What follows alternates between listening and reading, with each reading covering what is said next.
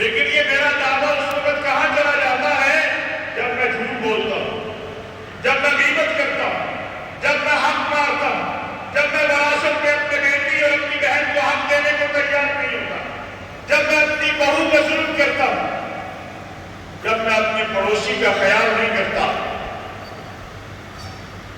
یہ دعویٰ میرا اس وقت کدھر چلا جاتا ہے؟ تلخ بات ہے. آپ کہیں گے مولانا صاحب کیا ہوگی ہمیں آپ اس طرف لے جاتے ہیں، سیدھا سیدھا مولویوں والے مسئلے بیان کرو. اللہ کی قسم مولوی کا مسئلہ یہی ہے کہ وہ آپ کو بتائے کہ حقوق اللہ کیا ہے اور حقوق العباد کیا ہے. آقا علیہ السلام کی سیرت یہی ہے کہ میں آپ کو بتاؤں کہ آپ کے پڑوسی کا آپ پہ کیا حق ہے. میں آپ کو بتاؤں کہ آپ کے محلے میں علاقے میں بھی یتیم رہتا ہے، اگر آپ نے اس کا خیال نہ کیا اور قیامت کے دن وہ آپ کے خلاف دعویٰ لے کے آقا کے دربار میں پیش ہو گیا کہ اس کے بچے تو بڑا اچھا کھاتے تھے، اس کے بچے تو بڑے اعلیٰ اسکول میں جاتے تھے، اس کے بچے تو بڑے شہروں میں جاتے تھے، آقا میں اس کے علاقے میں یتیم رہتا تھا، ایک وقت کا کھانا بھی نہیں ہوتا تھا، کپڑے بھی پھٹے ہوتے تھے، اس نے کبھی مجھے نہیں پوچھا. ذرا تصور کرو کہ یہ جو یتیموں کے سردار ہیں اس دن پھر ان کے سامنے مقدمہ آئے گا تو کیا؟ یہ سوچنا پڑے گا، یہ سوچنا پڑے گا کہ میری بیٹی رخصت ہوتی ہے، میں کہتا ہوں میں نے پھولوں کی طرح اسے رکھا ہے، میرے جگر کا ٹکڑا ہے. میرے گھر میں جب بیٹی کسی کی آتی ہے تو میرا رویہ اس کے ساتھ کیا ہوتا ہے؟ کیا اس کا جواب دہ نہیں ہونا؟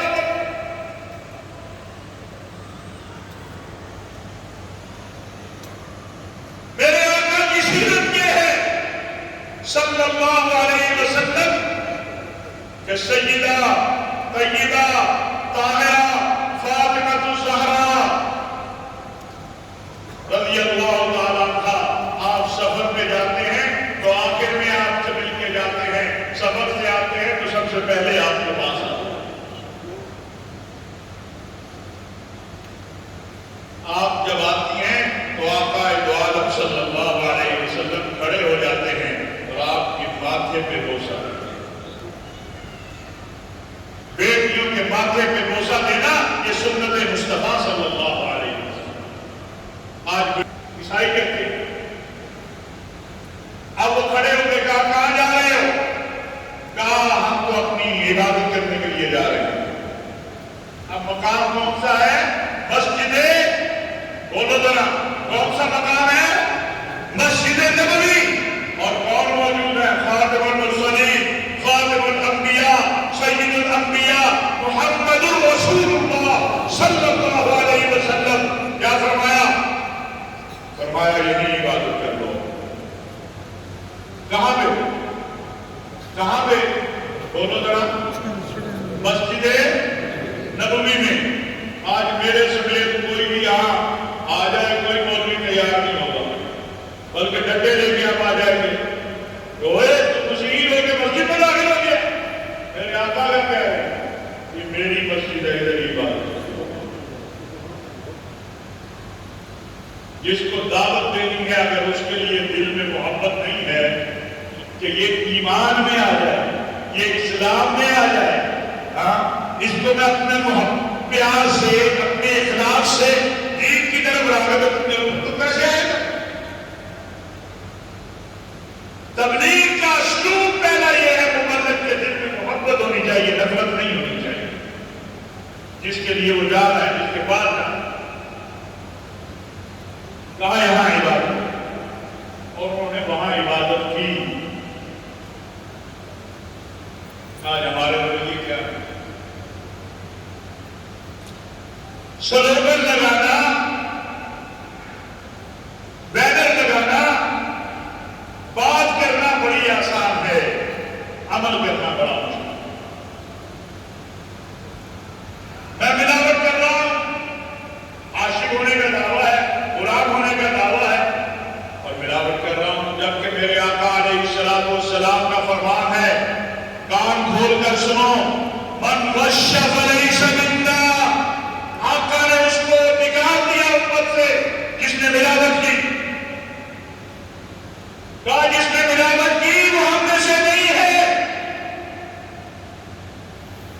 اس کو امت سے نکال دیا. آج کوئی چیز صحیح ملتی نہیں. کہتے پانی یار پانی ڈال دو اس میں لیکن یار صاف پانی ہے. یہ مطالبہ ہی ختم ہو گیا کہ تم صحیح نہیں. تم کتنا غریبوں کا خیال کرتے ہو؟ سوال ہوگا کہ نہیں ہوگا؟ کہ حضرت ہم نے تو بڑے زبردست جماعت گلی سجائی تھی, لائٹیں لگائی تھی, ڈھول پیٹے تھے. تو اللہ پوچھے گا نہیں کہ اس میں سے کچھ پیسے نکال کے اس غریب کو کپڑے لے دیتا جو تیرے محلے میں رہتا تھا, اس کے جسم میں کپڑے نہیں. اللہ یہ کہے گا نہیں. اللہ یہ پوچھے گا نہیں. کیا یہی دعویٰ ہے کہ میں بڑا عشق رسول ہوں؟ کیوں؟ تو جس سے عشق ہوتا ہے, شیخ سعدی نے کہا ہے کہ محبوب کی گلی کا کتا بھی اچھا لگتا ہے. ہمارے آقا نے تو جو ہمیں سنتیں دی ہیں, دنیا 1450 سال بعد کہہ رہی ہے ان پہ عمل کر کے بچ سکتے ہیں. دنیا وہاں پہنچی جہاں میرے آقا نے 1450 سال پہلے پہنچا. اب ڈاکٹروں نے کہا تم ہاتھ دھویا کرو, تم نہیں کیا کرو, ناک میں پانی ڈالا کرو, سب لگے ہوئے, صاف رہا کرو, ہاتھ دھویا کرو. اور اگر یہی آقا کا حکم سمجھ کے وضو کر کے پھرو تو ثواب ہی ثواب ہے. اور خالی وضو ثواب نہیں ہے, باوضو رہنے والے کا اللہ رزق بھی کھول دیتا. اب مولانا صاحب ڈاکٹر نے کہا کہ ڈاکٹر صاحب نے کہا کہ ہاتھ ضرور 2 گھنٹے بعد. میں نے کہا تیرے ڈاکٹر نے آج کہا, میرے نبی نے 1450 سال پہلے.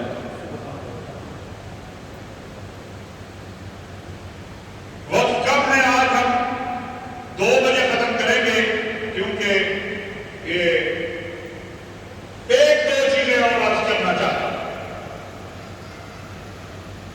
اپنی بیٹیوں کو خوب تعلیم دو, خوب,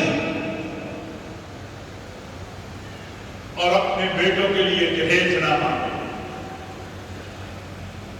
اپنے بیٹوں کے لیے جہیز نہ مانگو, آسانیاں پیدا کرو. اپنی بہوؤں کے ساتھ, میری بہنیں سن رہی ہیں, اپنی بہوؤں کے ساتھ اسی طرح کا سلوک کرو جس طرح آپ اپنی بیٹیوں کے ساتھ سلوک کرتے ہیں. وہ بھی تو کسی کا جگر کا ٹکڑا ہے, اس نے کاٹ کے آپ کو دیا ہے. بیٹیوں سے بھی کہنا چاہتا ہوں کہ میرے نبی نے تمہیں حق دیا ہے کہ باپ تم سے پوچھے شادی کس سے کرنی ہے, اس سے شادی کرنا ہو پسند ہے کہ نہیں پسند ہے. لیکن تم بھی ماں باپ اور بہن بھائیوں کی عزت کا خیال کرو. جب انہیں خبر ملتی ہے بغیر بتائے بیٹی نے شادی کر لی, بغیر بتائے بیٹے نے شادی کر لی, تو تم کو یہ معاشرہ اپنے گھروں سے شروع کرو, اپنے گھروں سے شروع کرو. ہمارے گھر میں نہیں نظام مصطفی آنا چاہیے. جب میرے اور آپ کے گھر میں نظام مصطفی آ جائے گا تو ملک میں آٹومیٹکلی آ جائے گا. جب میں اپنے محلے میں صفائی رکھوں گا, جب میں جھوٹ نہیں بولوں گا, جب میں ملاوٹ نہیں کروں گا, جب میں حق نہیں مانوں گا, جب میں اپنے بیوی بچوں کے ساتھ اور پڑوسی کے ساتھ حسن سلوک کروں گا, تو نظام مصطفی کا راستے پہ چل پڑا. ہاں تو میرے عزیزوں, وقت کم تھا, آپ سے میں ہاتھ جوڑ کے عرض کروں گا کہ اس ربیع الاول میں کوئی 1-2 عمل عملی طور پر شروع کر کے یہ دعویٰ کریں کہ ہاں ہم سچے عاشق ہیں, سچے غلام ہیں. اور ایک التجا ہے, مجھے پرسوں جو کسی نے بھیجا, سب سے کہنا چاہتا ہوں, بہت بڑے بڑے تجار علماء, بہت بڑا مجمع ہے میرا خیال اس وقت پاکستان میں سب سے بڑا مجمع یہ ہے.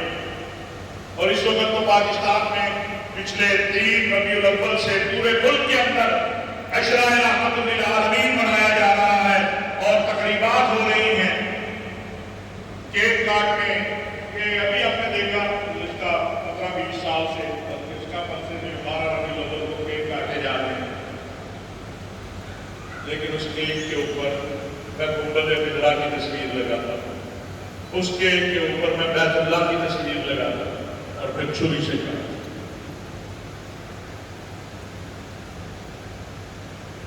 میں کچھ نہیں کہتا, ذرا خود سوچو,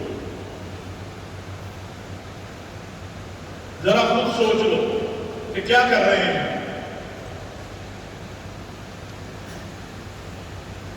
بینر لگاؤ, جھنڈے لگاؤ, لیکن ذرا یہ بھی تو سوچ لو کہ کل جب 12 گزر جاتی, جب وہ پاؤں میں پڑی ہوتی ہے تو ان کو اٹھانا کس نے ہے؟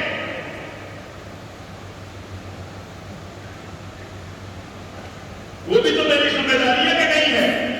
یہ بینر لگا ہوا ہے, اگر یہ شام کو باہر کوڑے میں پڑا ہوگا تو کون جواب دے گا؟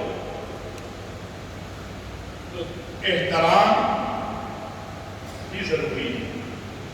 احترام ہی تو ہے یہ دین. احترام کا نام ہے, مقدسات کا احترام, ایک دوسرے کا احترام, بڑے چھوٹے کا احترام. ہاں, اللہ تبارک و تعالیٰ جو کہا صبح اس پر عمل کی توفیق عطا فرمائے. جو باہر کے ساتھی ہیں نہ وہ بھائی سے اٹھا کے جا سکتا ہے, نہ وہ بہن سے اٹھا کے جا سکتی ہے, نہ ماں باپ. اس لیے اپنی بیٹیوں کا, میری بیٹیوں اپنے, ہاں جہاں ناپسند ہو ماں باپ کو کہہ دو کہ بابا یہاں پسند نہیں ہے, کوئی اور دیکھ لیں. اور بابا بھی اس سے نہ ڈرے, پتہ نہیں پھر ملے گا کہ نہیں ملے. نصیب تم نے نہیں, اوپر والے نے طے کیے ہوئے.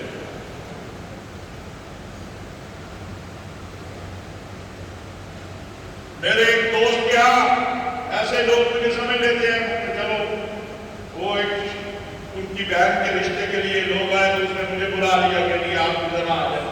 وہ سارا جب ہوتا ہے تو نے کہا لڑکے کو پھر گڈی میں دے لو کہیں نہیں. میں نے لڑکے کا باپ کا ہاتھ پکڑا, دروازہ کھولا, میں نے کہا وہ دروازہ ہے, ہم نے رشتہ نہیں کرنا. ہم نے لڑکی کی شادی کرنی ہے, لڑکی بیچنی نہیں ہے.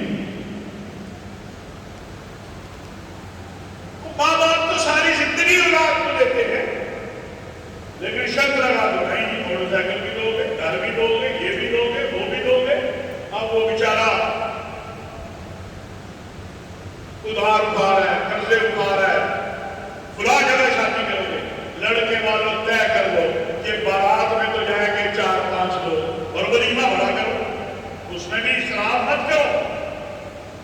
بارات مختصر لے جاؤ, ولیمہ جتنا مرضی بڑا. اب کیا کروں, وقت کم ہوتا ہے.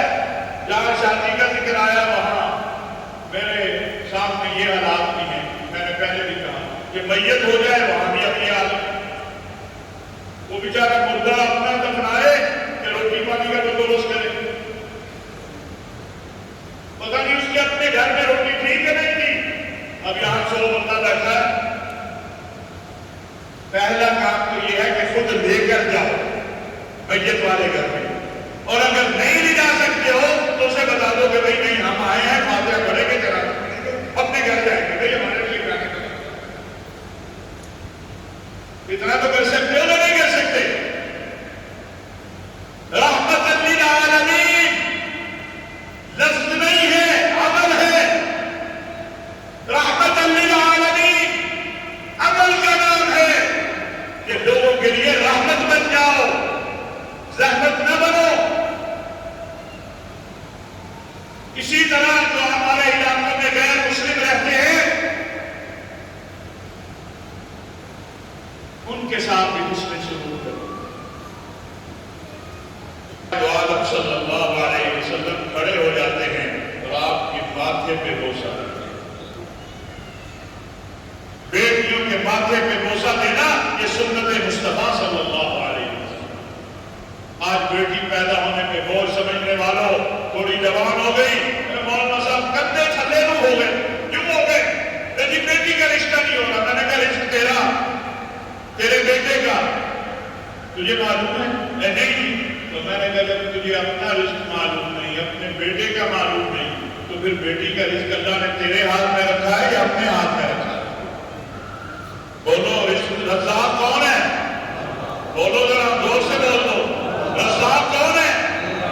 وہ اللہ رزق دینے والا ہے. اگر یہ بیٹی تیرے گھر میں ہے تو کندھے اونچے کر کو چل, یہ تیرے گھر میں رحمت بیٹھی ہے, جب اس کا نصیب مقدر ہوگا چلی جائے. اس کی وجہ سے اپنے کندھے نیچے نہ کر. بولنا روایات اجازت نہیں دیتی. خاندان کہتا ہے کیوں پڑھا رہے ہو؟ میں نے کہا تم خاندان کا پابند ہے یا اپنے آقا کا پابند ہے؟ بولو ہم کس